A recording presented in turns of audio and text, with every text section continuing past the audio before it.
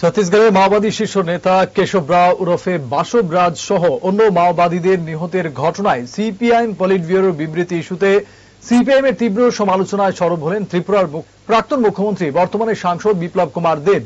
CPIM এই বিবৃতি জারি করে প্রমাণ করেছে তারা রাষ্ট্রবিরোধী। কমিউনিস্ট পার্টিকে দেশের মধ্যে কোনো জায়গা দেওয়া উচিত নয়, তাদের কোনো অধিকার নেই রাজনৈতিক দল হিসেবে মানুষের কাছে যাওয়ার এবং আবেদন করার।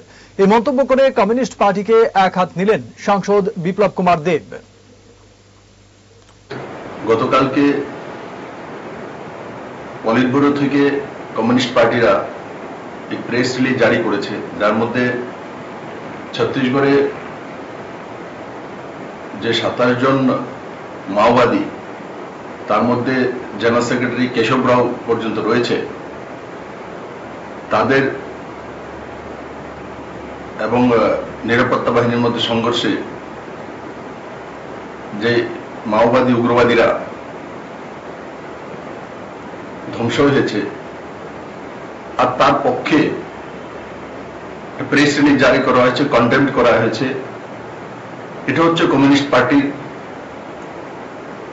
আসলি রূপ।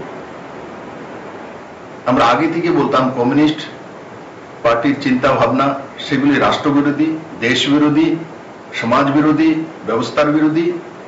আর এই প্রেস রিলিজ জারি করে কমিউনিস্ট পার্টি প্রমাণ করেছে এরা রাষ্ট্রবিরোধী। এখনো যখন অপারেশন সিন্দুর হয়েছে, তখনও পশ্চিমবাংলার রাস্তার মধ্যে এই কমিউনিস্ট পার্টির দল নেমেছে পাকিস্তানের পক্ষে। এরা সবসময় পাকিস্তান এবং চীনের ভাষায় কথা বলে।